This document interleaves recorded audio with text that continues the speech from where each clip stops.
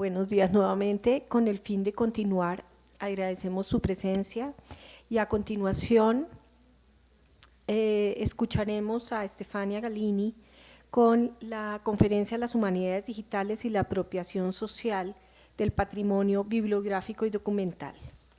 Stefania es politóloga de la Universidad de Milán, en Italia, con maestría en estudios latinoamericanos de la Universidad de Londres y doctora en Historia de América de la Universidad de Génova, en Italia. Es especialista en Historia Ambiental Latinoamericana. En este campo se ha interesado en la formación de regiones agroexportadoras, metodología de la historia ambiental urbana, el papel de los discursos técnicos en los cambios ambientales y el metabolismo socioecológico. Tiene interés en la historia digital. Es miembro de la Red Colombiana de Humanidades Digitales y es profesora de la Universidad Nacional de Colombia. Entre sus publicaciones se destacan Los Ospina Rodríguez en la historia del café en Guatemala, 1863-1871, de la Academia de Geografía e Historia de Guatemala. Y dentro de su incursión en el mundo digital, se destaca el artículo que fue escrito con Serge Noiret, La historia digital en la era del Web 2.0, introducción al dossier Historia Digital, en la revista Historia Crítica de la Universidad de los Andes. Los dejo en su compañía. Agradezco muchísimo esta posibilidad y la organización de este conjunto de eventos de contexto digital por parte de la Biblioteca Luis Ángel Arango. Son espacios como este, como también el espacio de la Semana del Libro y la lectura en digital de la Biblioteca Nacional, los que están detrás del logo que ven aquí a mano derecha.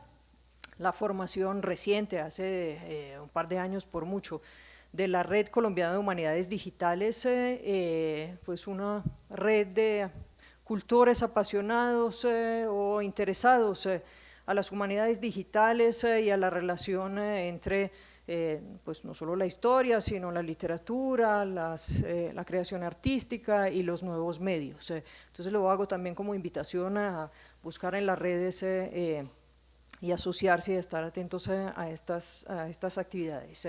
Déjeme solo llamar su atención al otro logo que está al otro extremo, es el logo del Laboratorio de Cartografía Histórica e Historia Digital del Departamento de Historia de la Universidad Nacional de Colombia, de donde soy profesora.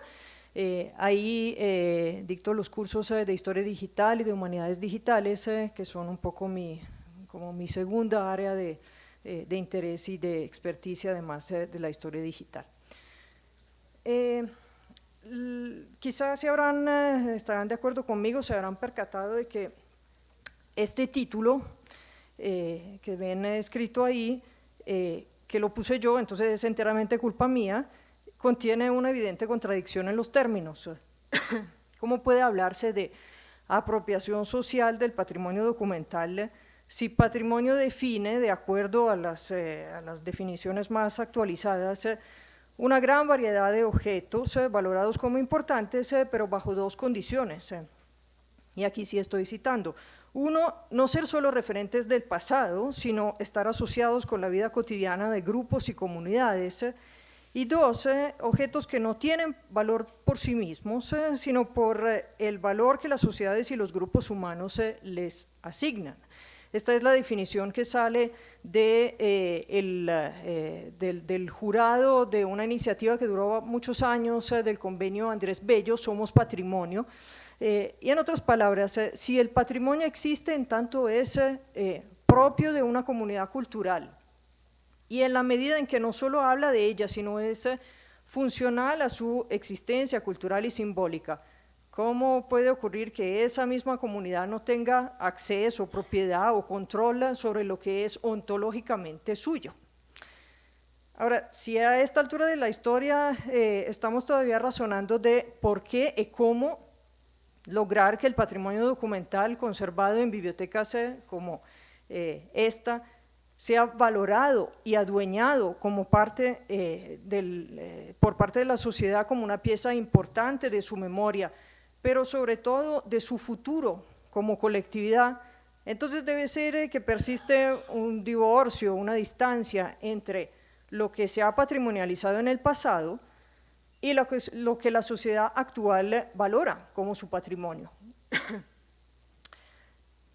Ahí es donde trato de ubicar esta charla. Esta charla quiere razonar entonces del quehacer de las humanidades digitales como mediadoras en esa distancia que, aunque no debería existir, el hecho es de que existe.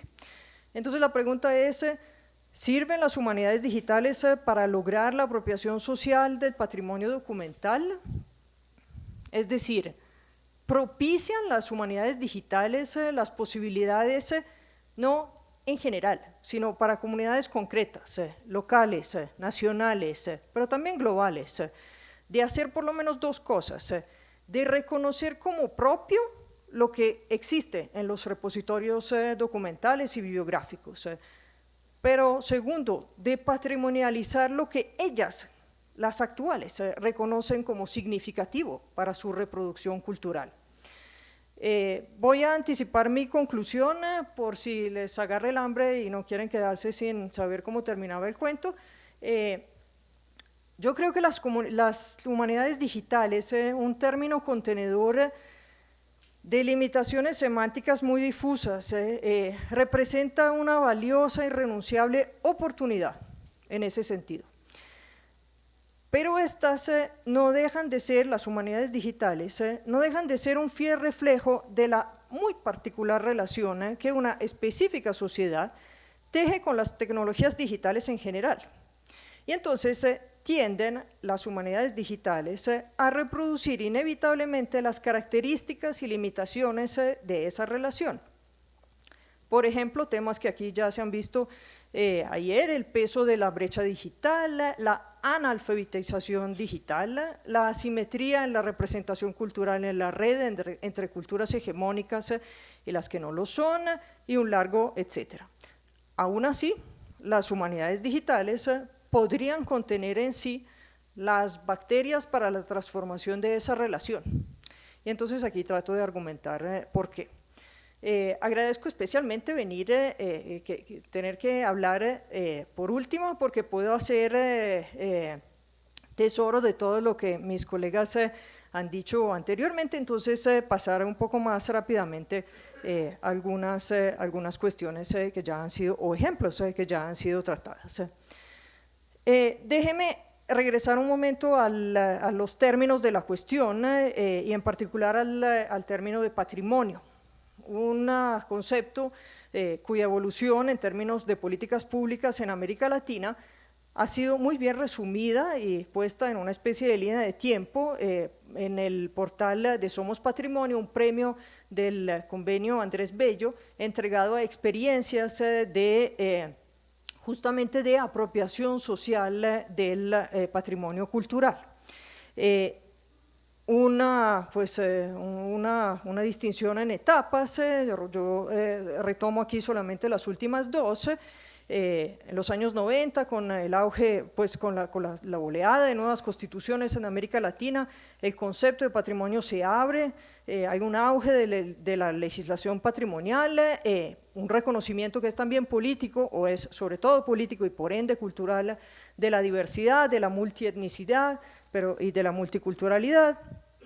Y luego una etapa en la cual estamos de interpretación de la cultura como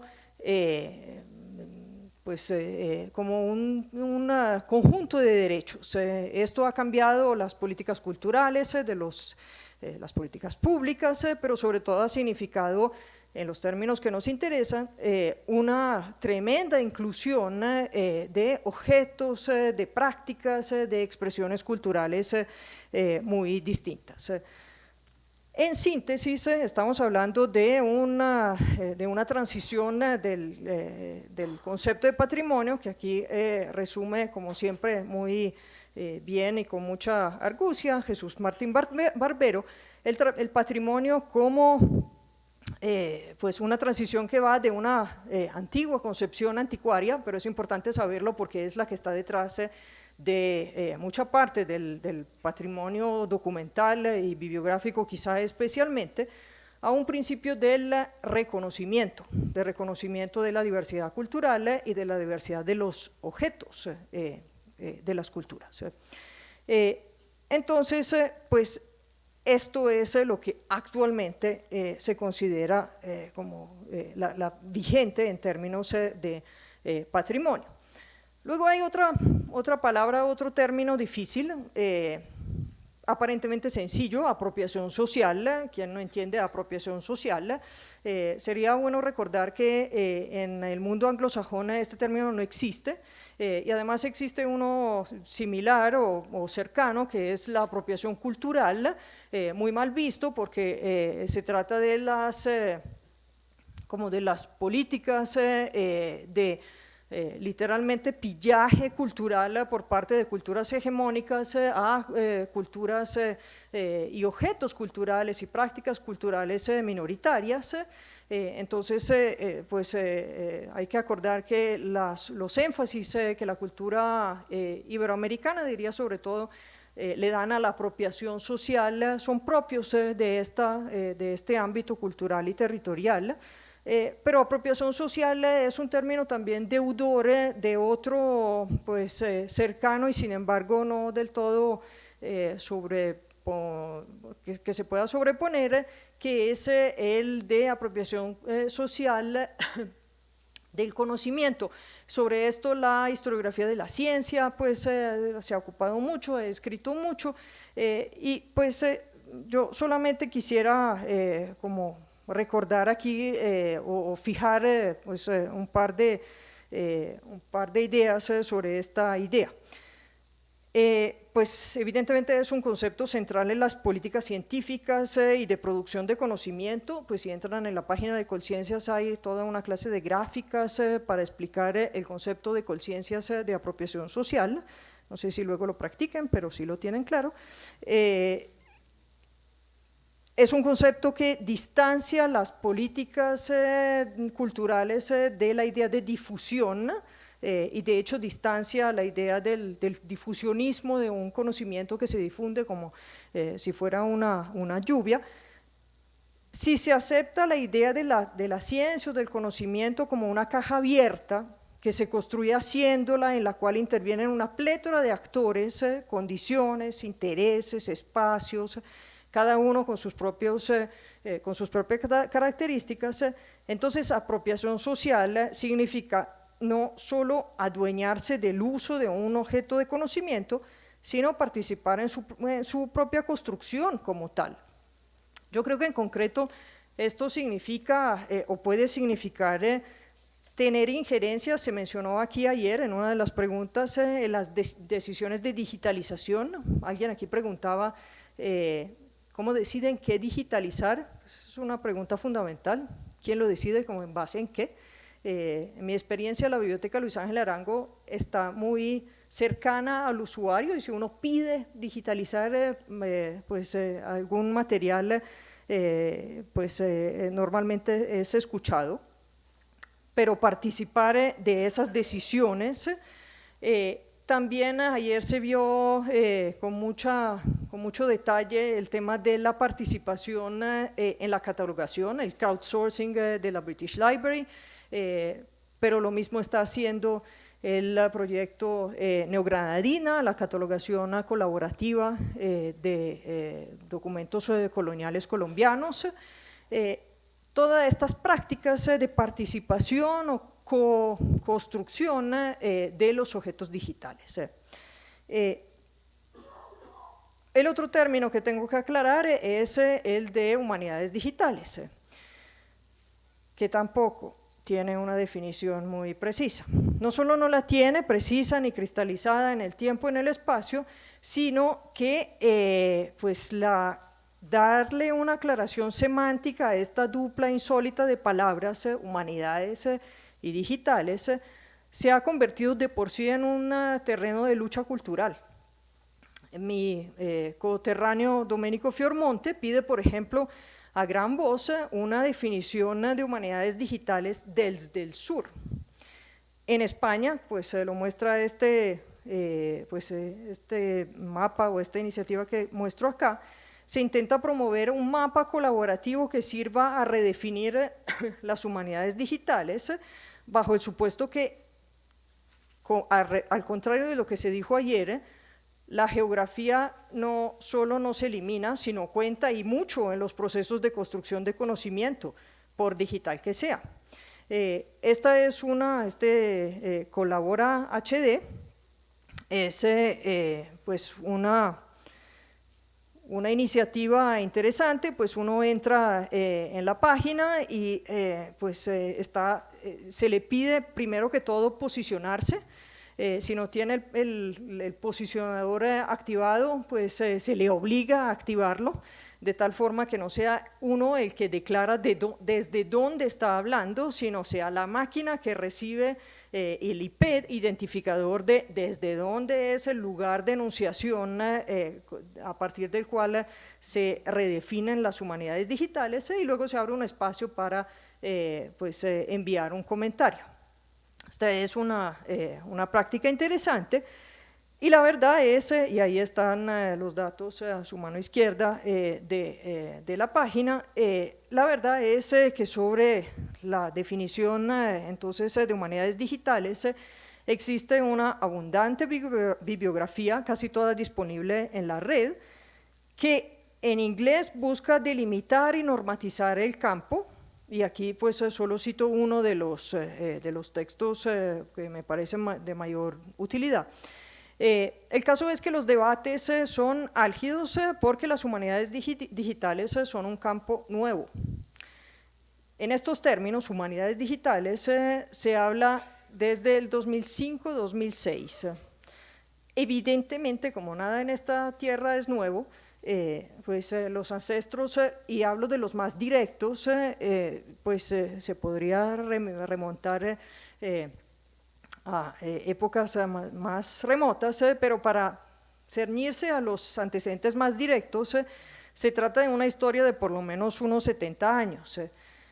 En castellano, igual que en italiano, igual que en francés, se hablaba hasta comienzo de este milenio de informática humanística, o de humanística computacional, o de computación lingüística y literaria.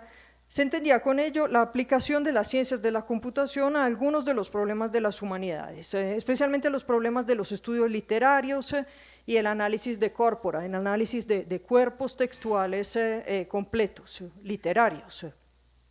En este sentido, el mundo de los comulgantes con las humanidades digitales reconocen en el padre jesuita Roberto Busa, un italiano, un prócer, porque fue este teólogo estudioso del tomismo quien acudió a la poderosa IBM una vez finalizada la Segunda Guerra Mundial en el año 49, saliendo IBM de una problemática relación, pero muy cuantiosa relación con el régimen nazi.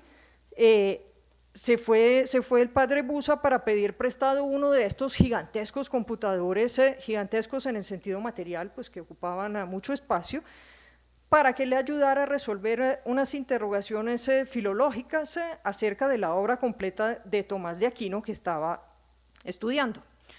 Busa llegó donde el director de IBM con más de 10.000 fichitas, compiladas para inventariar la frecuencia y el uso de la preposición in en la obra del filósofo. A nosotros que no somos filólogos nos parece un poco ridículo el problema, pero en realidad no lo es. Detrás del uso de una preposición, del uso de ciertas palabras, está pues efectivamente la forma para entender la evolución, los cambios del pensamiento teológico de Tomás de Aquino. Entonces no era un problema de poca monta. En realidad el proyecto de Busa era el Index Thomisticus, un índice filológico que habría analizado las 9 millones de palabras contenidas en la obra Omnia. Lo que terminó siendo fue, y cito, enseñar a los computadores el arte de la escritura. según un periodista italiano que lo entrevistó a Busa antes de su muerte en el 2010. Busa decía de esta hazaña: la informática había sido concebida por los números, o para los números, por los números. Yo la he aplicado a las palabras. Durante décadas la informática humanística se cultivó en el territorio de los pocos filólogos, literatos, medievalistas e historiadores del mundo antiguo o de la cliometría que tenían a disposición que tenían cierta disposición para la computación. Como se recordaba ayer, luego llegó la revolución digital, que puede que no sepamos si se acabó, si estamos en el medio, y puede que no tengamos claridad, pero todo el mundo reconoce un tsunami cuando está en el medio de él. El World Wide Web, el computador personal, el correo electrónico, las cámaras digitales, los celulares inteligentes, Skype, Google, los tablets, las redes sociales, los videojuegos de calidad cinematográfica, estoy yendo en progresión temporal, la acelerada alfabetización informática que nos tocó a todos, aún a los que no teníamos esa predisposición, hasta la última frontera, lo recordaba Juan Luis ayer, de la inteligencia artificial y el aprendizaje computacional, el machine learning. Esta revolución de la cotidianidad de las formas de vivir en la sociedad pues, ha progresivamente interesado también el mundo de la literatura, la historia, la arqueología, las artes, las humanidades. A diferencia de la primera etapa, de las humanidades digitales, cuando se trataba de incorporar las herramientas digitales nuevas al trabajo de los humanistas, esto duró hasta hace relativamente poco, pues ahora se trata más bien, como bien lo ilustraban los colegas, se trata más bien de aprender a vivir este mundo que ya es digital, pues no escogiendo entre lo analógico o lo digital, sino este es el mundo en el cual nos tocó vivir. Entonces no se trata ya de enseñar o de aprender qué herramienta existe para hacer lo que ya antes hacía, sino de qué manera, usando esas herramientas, cambia cómo y lo que estoy haciendo y lo que puedo hacer. Regreso entonces a mi pregunta inicial. Se me trabó, pero no, de pronto es lento. Y la pregunta, ¿se acuerdan? Era: ¿sirven las humanidades digitales para la apropiación social del patrimonio documental? Gracias.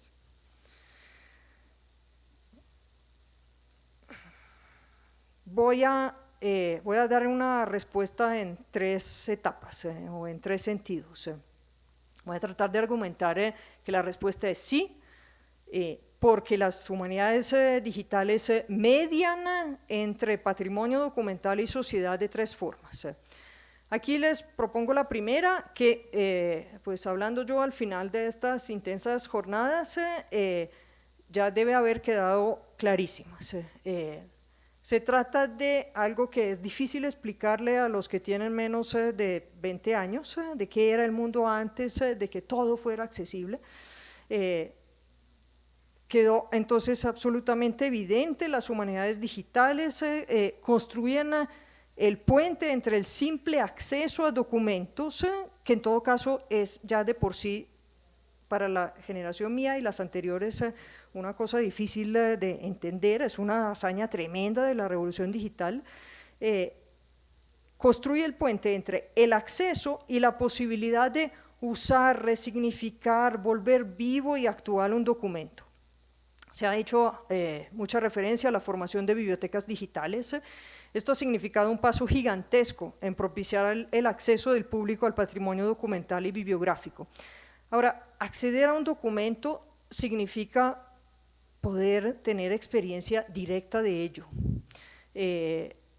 Quizá les parece normal tener al frente un código medieval. Todas las generaciones anteriores a estas no tenían ningún chance de poder mirar de cerca un código medieval.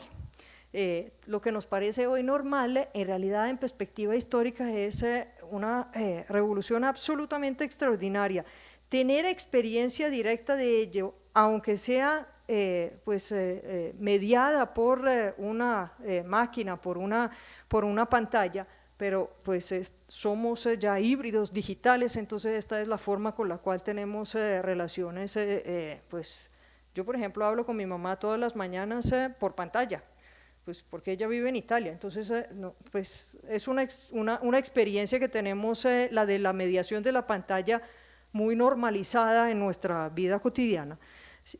Tener experiencia entonces directa de ello, formarse una opinión propia, más allá de lo que los expertos dicen. Pues se cita una fuente, pero yo la fuente la puedo ir a ver, pues, y me hago mi lectura, mi interpretación.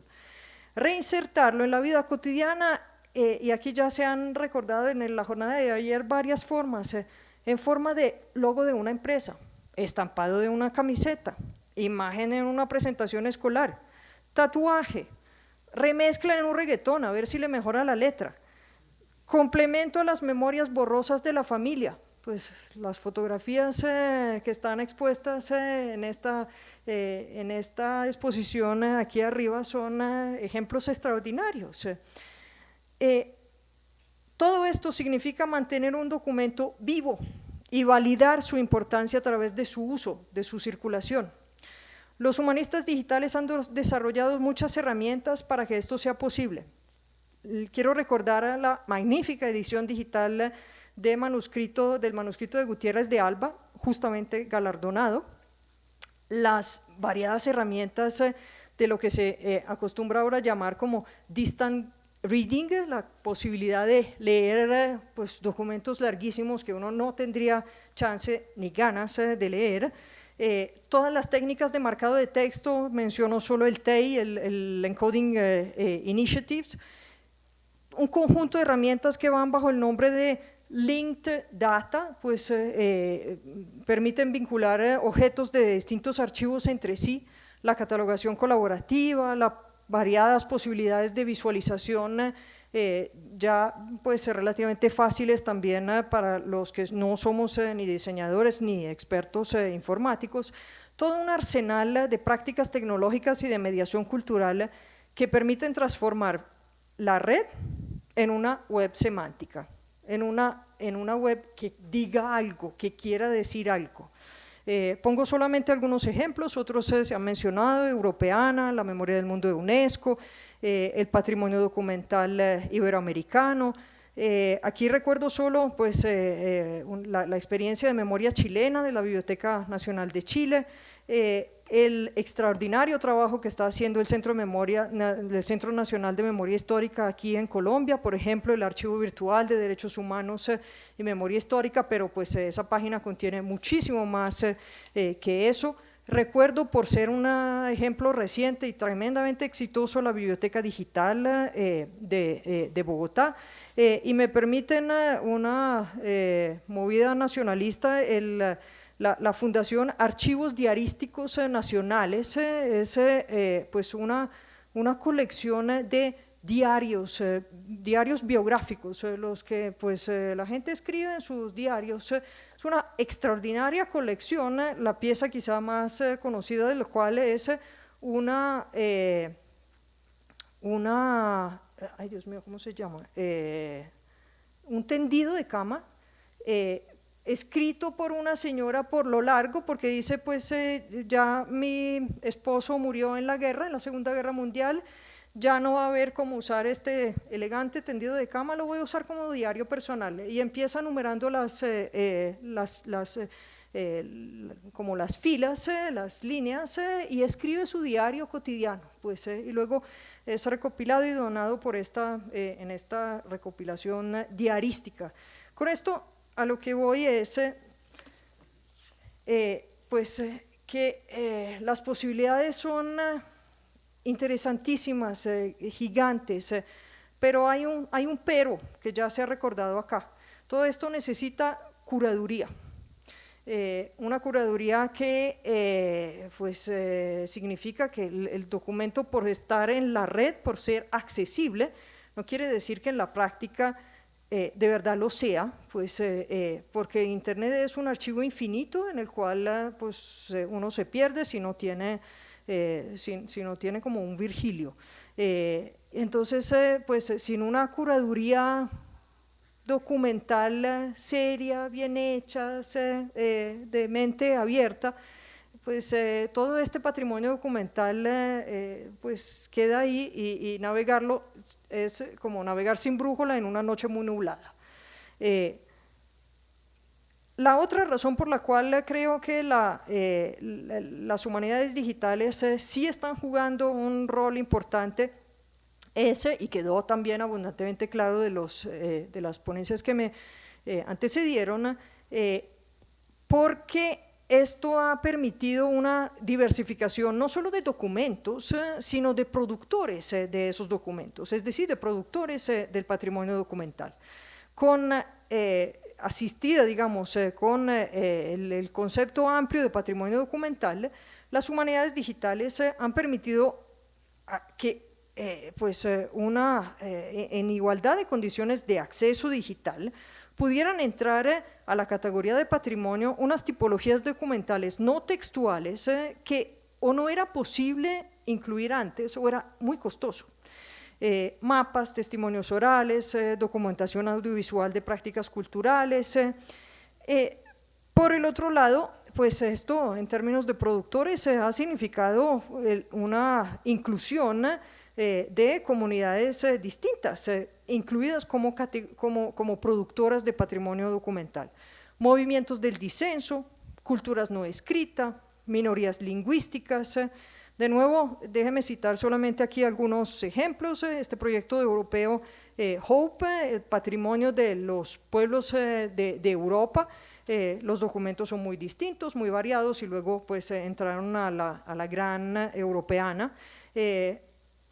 Otro proyecto que a mí me causa mucha simpatía es el proyecto de memoria de la Patagonia Austral, pues, donde están accesibles memorias orales, colecciones hemerográficas, fotografías. Pues la Patagonia es un lugar muy subrepresentado en la geografía de la red. Otro proyecto sencillamente como que reúne todos estos proyectos ahora bastante más comunes de recopilación de memorias, Memoro, pero no es solo recopilación de memorias, sino construcción de caminos de memoria. Y cito el recientemente inaugurado LATAM, un diccionario histórico geográfico para América Latina y el Caribe, pues ganador de una financiación reciente, que está ahí como para recordar todos estos digamos, proyectos de geohumanidades que mueven la geografía de la red hacia distintas zonas antes no muy representadas. De nuevo un pero, y de nuevo se ha hablado de esto. La brecha digital existe, pues la distancia entre lo que se puede en teoría y lo que se puede en la práctica, pues los números han sido recordados aquí ayer. Esa existencia de la brecha digital opaca la idea de inclusión y democratización del conocimiento, no es cierta, sencillamente no es cierto que está ocurriendo. En segundo lugar, la centralidad de la cultura textual, que a su vez sobreenfatiza los miembros de la República de las Letras en la producción de conocimiento y de patrimonio documental. Las humanidades digitales muy a menudo no hacen sino reforzar este predominio, también porque digitalizar un texto es más fácil que digitalizar un documento audiovisual. Los mayores y mejores proyectos siguen a menudo siendo los que se centran en documentos textuales, y en las comunidades que más experiencia histórica tienen en documentar textualmente sus procesos de creación cultural. Y también, ya lo mencioné, a diferencia de lo que se creía, la geografía no solo no ha desaparecido, sino que la red refuerza las asimetrías de poder propias de la geopolítica contemporánea. Piensen en la marginalidad de muchos idiomas. En el Congreso reciente en México de Humanidades Digitales, había mucha discusión y proyectos sobre los problemas a los cuales no pensamos de las minorías lingüísticas que también quisieran poder chatear por WhatsApp en su idioma. Pues, pero ¿quién traduce? ¿Quién se dedica a toda esta obra de transferir, de actualizar las culturas que existían a la cultura digital? Y no se trata solo de pues, patrimonializar los documentos, sino de que estas culturas sean partícipes del momento en el cual viven. La inmensa dificultad entonces con la cual lenguas de minorías logran existir en el mundo virtual. Y entonces la importancia, y lo digo a un público hispanohablante, a producir datos y contenidos en español, pues porque ese es el mundo que existe, y en la medida en que no hay representación de todos los idiomas, pues la pérdida cultural va a ser rápida y espectacular. Las humanidades digitales entonces también pueden ser diabólicas y poderosas aplanadoras culturales. Pueden eliminar culturas, pueden eliminar patrimonios culturales. Una tercera y última razón o eje de argumentación por el cual me parece que las humanidades digitales contribuyen a la apropiación social del patrimonio. Quizá esa es la razón más telúrica, más como que sacude más. Y es que las humanidades digitales, ya se ha argumentado antes, redireccionan soluciones tecnológicas que existen hacia sus propias necesidades. Es muy cierto lo que decía Juan Manuel, que ninguna de estas tecnologías ha sido creada para servirnos a nosotros, para servir a las humanidades, ninguna. Pues, entre las ningunas está también de la que le quiero hablar en este momento. Pues parece que esto está ocurriendo, pues la capacidad de atraer soluciones tecnológicas que existen y se crean para otras finalidades, parece que esto está ocurriendo con blockchain. ¿Qué es blockchain? Es la arquitectura, la infraestructura informática que gobierna los bitcoins y las criptomonedas. Existe un poderoso, galopante movimiento migratorio de esta tecnología hacia sectores de aplicación distintos al financiero. Y bibliotecas y archivos y instituciones culturales empiezan a estar interesadas en esta migración o en esta ola. Hay varias definiciones que describen qué es la cadena de bloques, que es el término en español que traduce blockchain. Pero en verdad ninguna es suficientemente clara para los legos como yo. Ahora, me consuela que al comienzo de la época de Internet tampoco se entendía nada de su arquitectura informática. Y la verdad, al final, ese conocimiento o esa ignorancia más bien fue prescindible. Yo sigo sin entender cómo es que funciona la arquitectura informática de Internet, pero la uso. Y sospecho que deben ustedes hacer, muchos de ustedes, más o menos lo mismo. Ahora, claro que yo hago así también con el carro, que tampoco entiendo cómo se usa, pues cómo funciona, pero lo uso. Entonces, puede que llegue pronto el momento en el cual entender la arquitectura informática de blockchain no sea un problema, porque el problema es aprender a usarlo. Mientras tanto, pues aquí va una definición que por lo menos es la formulada en términos menos crípticos, porque la escriben los bibliotecarios norteamericanos para su propio público. ¿De qué se trata entonces? Pues blockchain utiliza una base de datos distribuida, es decir, no centralizada, no conectada a un único procesador, la cual organiza los datos en registros que llamamos bloques. Estos registros, estos bloques, y vale la pena así visualizarlos como una cadena de bloques, estos bloques tienen marca de tiempo, tienen un momento, pues una marca de un momento particular, están vinculados a registros, un poco como se hace en los libros de cuentas, previos para que solo pueden ser cambiados, y esto es importante, por quienes tienen esa clave de cifrado, porque son, pues cada paso es criptado. Quizás se recuerdan esas películas de la Segunda Guerra Mundial con todo el sistema de cripto. Eso, pues esa experiencia cultural yo creo que sirve para entender blockchain. Nadie puede entender realmente lo criptado, lo cifrado, y eso es lo que pues sirve para continuar en la cadena. No espero que esta sea una explicación que le haya quedado claro a nadie, pero confíen, en algún momento va a quedar irrelevante que entendamos o no, pues porque lo que se dice es que, lo decía la revista Economist en el 2015, y de ahí en adelante, pues eso recogía ya un sector que era más colectivo. Esta es la máquina para construir consenso. Dicho en Colombia, en la Colombia de este momento, pues una máquina que construya consensos en un país de extrema polarización, debería a muchos decirle, puede haber algo interesante acá. Periodistas, expertos, curiosos, no dudan en hablar de blockchain como la tecnología más disruptiva después del Internet. Un cambio tecnológico capaz de influenciar dominios importantes de la vida organizada de las sociedades actuales. No la finanza, no la documentación, sino la forma en la cual vivimos.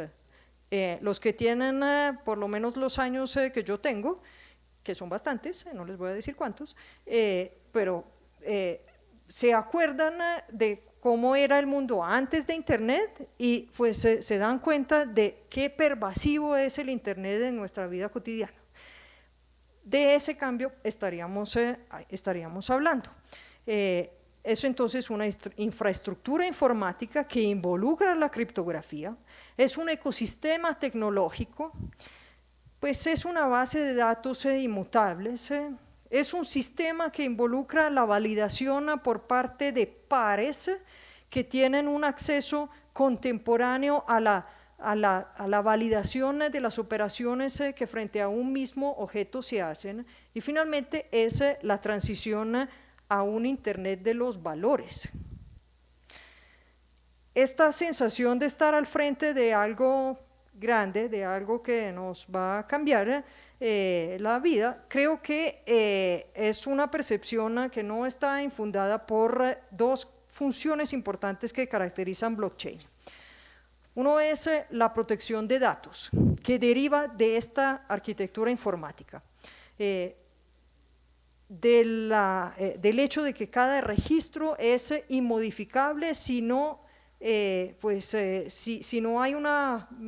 que de cada registro es inmodificable, y por ende ahí se puede confiar en su autenticidad, aún si, o más bien, se puede confiar en su permanencia en el tiempo, igual a sí mismo, aún sin conocer quién decidió, pues quién lo hizo.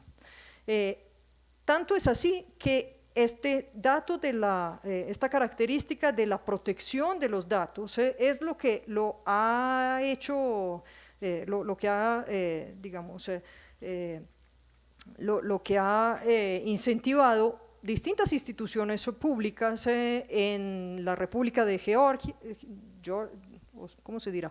Georgia, no en Estados Unidos, sino la verdadera, en Honduras, la unidad de restitución de tierras en Colombia, en construir con blockchain los catastros, los registros de tierras, los documentos que comprueban la propiedad de la tierra, pues inmodificables porque seguros en cada paso. Lo mismo han hecho otras iniciativas con los registros médicos, de tal forma que si yo llego muriendo a un hospital que no me conoce, pues el hospital pueda acceder a un registro que le va a dar información sobre mi salud sin esperar la burocracia, sin pedirme ningún papel, sino está seguro de que ese análisis que dice que yo no soy alérgico a determinado medicamento es verdadera.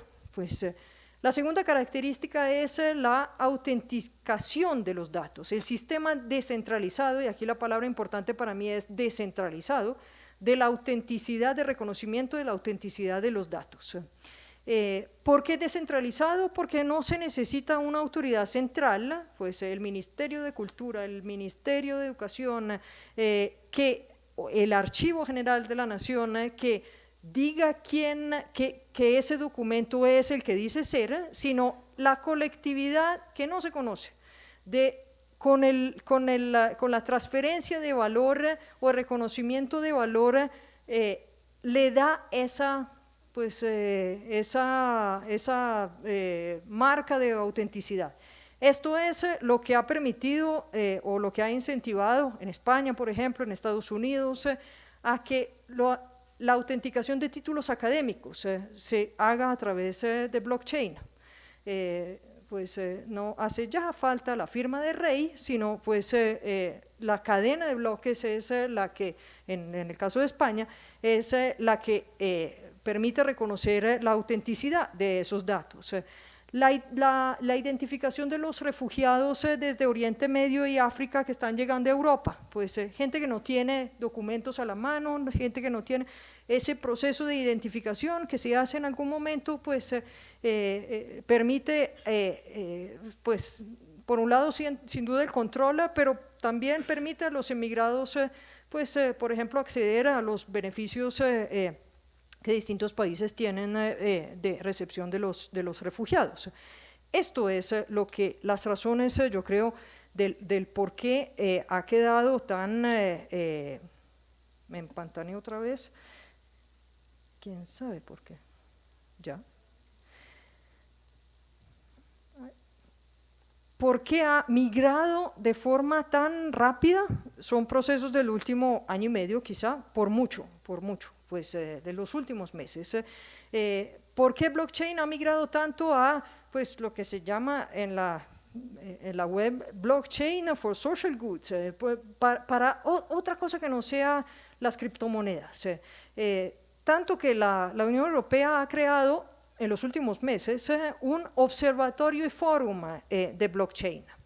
Las empresas están creando o personas, investigadores están creando startups, listas, monitoreo de proyectos, de dónde están los proyectos blockchain en todo lo que no sea necesariamente el sector financiero volcado a producir a producir ganancias. Entonces ven aquí una carrera de las instituciones, pero también sencillamente de investigadores, esto lo hicieron en Stanford, de un vulgar listado en Google Drive de quién está haciendo qué y dónde están las referencias. Hay un par de estas master list, de estas grandes listas, y proyectos que están todos empezando. Lo curioso de este momento es que todos tienen una página con unas intenciones y luego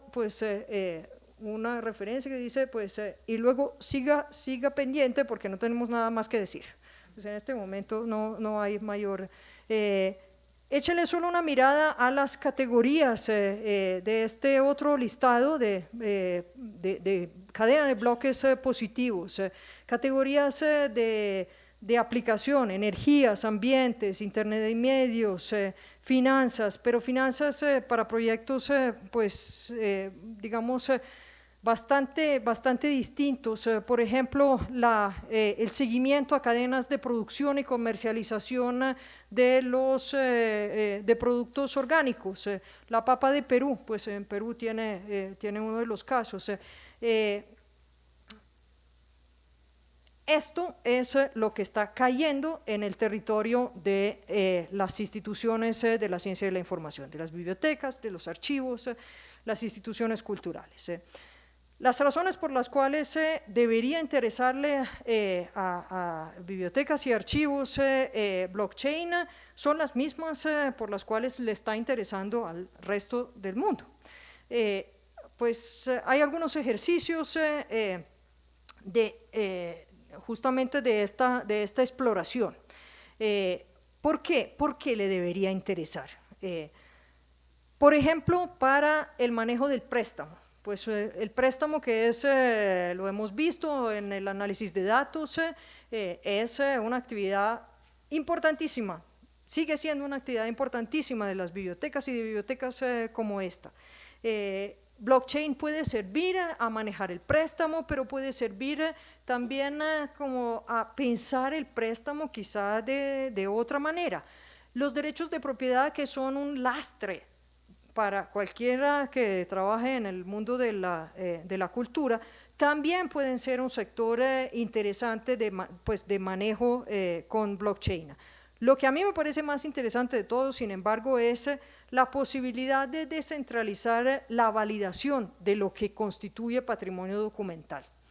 Pienso especialmente en el caso de los archivos, en el caso colombiano, de los archivos del conflicto. Pues la documentación, los testimonios, los papeles que muchas personas, instituciones, movimientos tienen, conservan y quieren proteger y poner, digamos, patrimonializar, pues yo sí creo que blockchain podría ser un sistema para que todo este material no tenga que pasar, lo cual no podría ser a través de archivos formales y bibliotecas formales, sino que esté donde esté, pero pues pueda ser controlado, validado y finalmente patrimonializados por la sociedad contemporánea.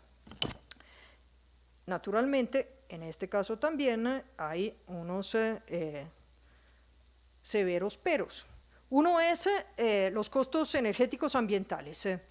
Se necesitan para el procedimiento informático unos computadores que consuman muchas energías, unas máquinas muy poderosas que de hecho están siendo colocadas en zonas altoandinas de mucho frío, en lugares que ambientalmente puedan generar menos costos o rebajar los costos energéticos, pero este sin duda es un elemento a tener en cuenta.